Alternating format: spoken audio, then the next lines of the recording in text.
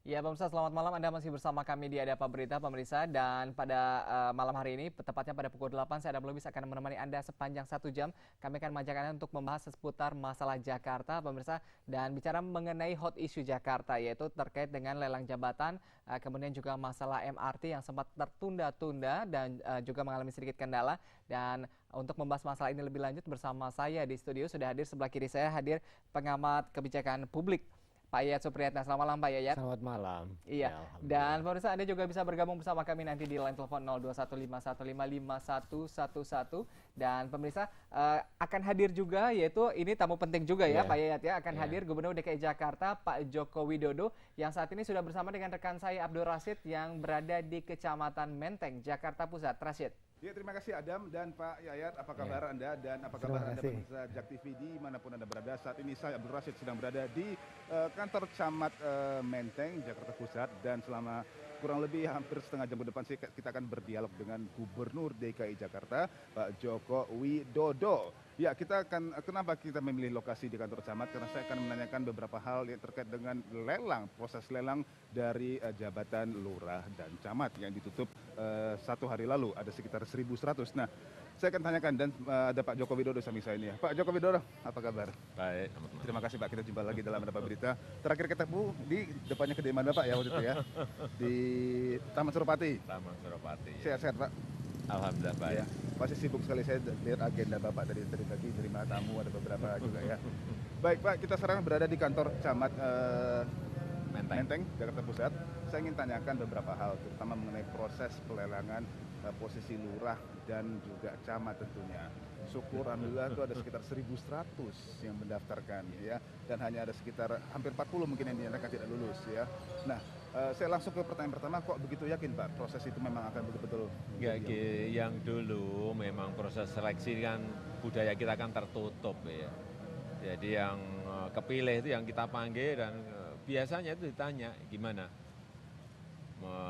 bisa bantu enggak nanti pemenangan di apa entah di pileg, entah di apa, biasanya yang tanya gitu. Heeh. Ya, sekarang ini kita buat sebuah seleksi dan promosi yang terbuka. Seleksi dan promosi terbuka. Jadi masyarakat bisa melihat bahwa ini memang di apa ada assessment dari lembaga independen, baik itu di Mabes Polri, ada juga dari akademisi, ada juga praktisi, masyarakat juga ikut nanti dalam uji publik. Itu menarik. Pak, ini ada 2 petugas yang sedang bekerja Pak. Ini Pak Wali Kota ya Jakarta Iya. Pusat dan Ibu Camat Bebondan. Iya. Baik, terus kita lanjutkan lagi Pak. Nah, jadi dengan adanya pelelangan itu berarti terbuka untuk seluruh PNS. Iya. Berarti yang Pak Joko inginkan tentunya bagaimana mereka bisa membagi visi misi seorang pemimpin di kecamatan ya, Iya. dan di kelurahan itu bisa betul-betul membangun. Nah, seperti apa yang ini? Ya, kita ingin mendapatkan pemimpin-pemimpin di wilayah ya, Iya. di kelurahan maupun di kecamatan yang punya sebuah perilaku dan punya kompetensi, punya kemampuan yang sesuai yang diinginkan oleh masyarakat. Seperti apa ya?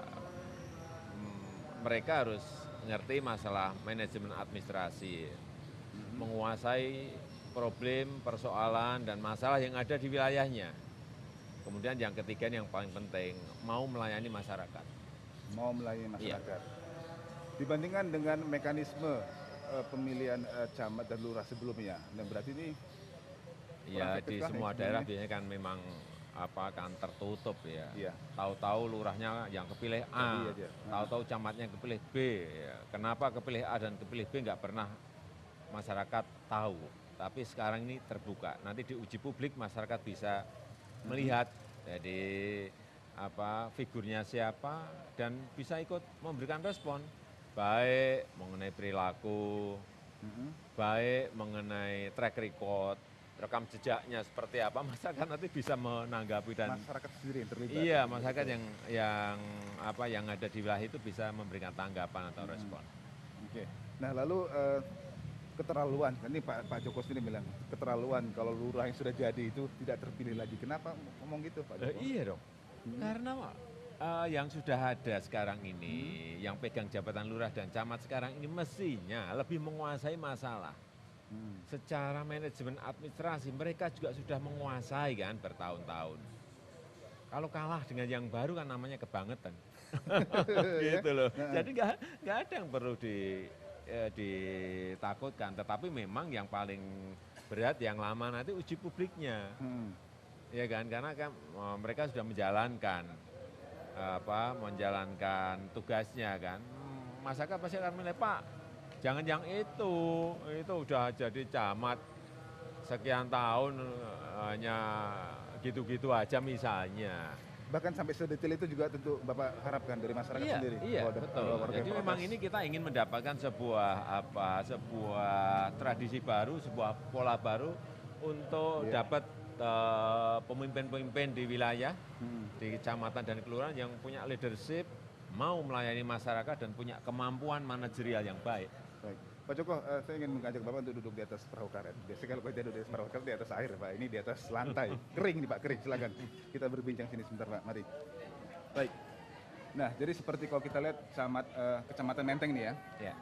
Bu Bondan, satu-satunya camat yang wanita kalau saya bilang di Jakarta ini. Nah, jadi kira-kira dan kebetulan Pak Joko juga tinggalnya di sini di Menteng juga. Nah, kira-kira karakteristik seperti apa yang dibutuhkan untuk seorang camat di Menteng ini supaya betul-betul kompeten? Memang kebutuhan di setiap wilayah itu berbeda-beda. Ya.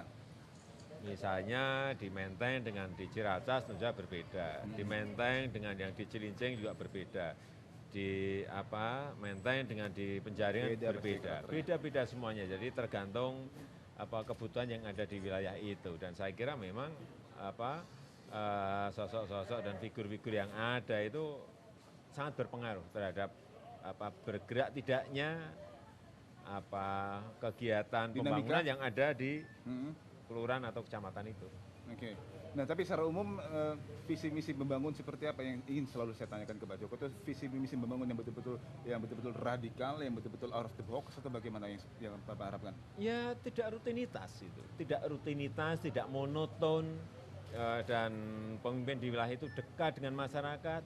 Ada problem kecil-kecil bisa menangani, ada problem sedang-sedang bisa menangani. Kalau problem besarnya diberikan ke gubernur nggak apa-apa, jangan sampai kecil-kecil. Sekarang ini kita masih turun, nggak apa-apa.